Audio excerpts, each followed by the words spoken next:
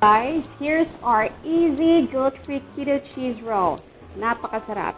This is Shilla's easy recipe keto corner. Welcome po sa keto corner natin. First off, we pre-cooked our desiccated coconut with water and xanthan gum. And then we add in our ingredients: 1/4 cup cheese, 2 tablespoons equal gold, and a pinch of salt, and 2 tablespoons of all-purpose flour. And then we have 1/8 size butter. We mashed our butter. Ayan.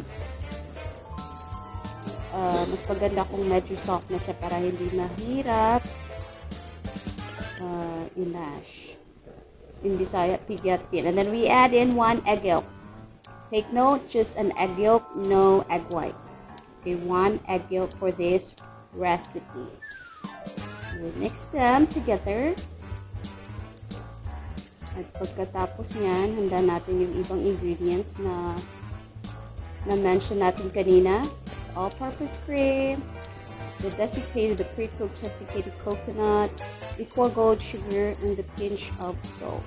Don't worry kasi susulat namin yung lahat ng ingredients. So we just mix them well. Yan. Kahit yan lang, masarap na yan pag lutuin mo eh.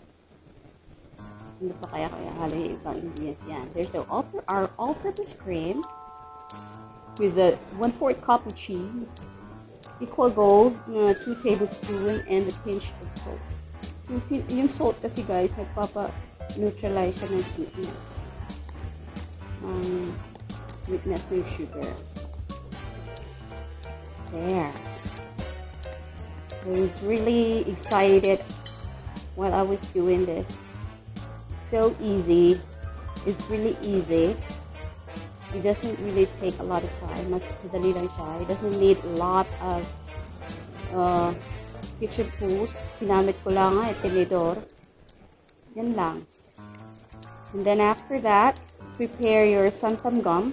Xanthan gum can be an alternative to cornstarch. Okay, we use that for those who are doing keto. Use xanthan gum binds the other ingredients. Kung gusto natin something sticky, yun ginagamit natin yung xanthan gum. And it's even used when you make an ice cream. Yan yung 1 teaspoon na xanthan gum natin. And mix it well. Mix. Yan, hanggang maging malapot na siya. Yan yung gusto nating consistency. Not the watery one, hindi rin yung parang nagiging dough na siya. Just something like that. Alam niyo yung oatmeal, pag nagluto kayo ng oatmeal, then I added a little bit more of sugar. That's 1 teaspoon of sugar. I'm sorry.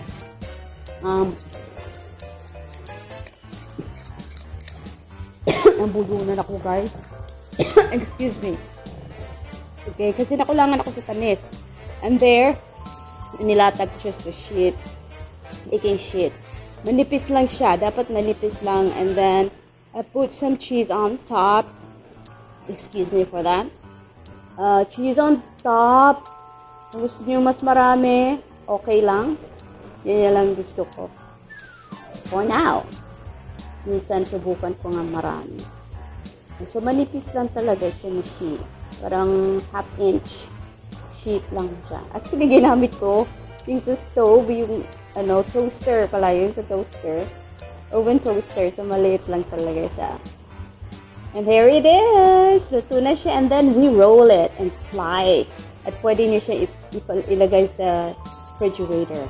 There it is! Thank you! Enjoy baking! It's so easy.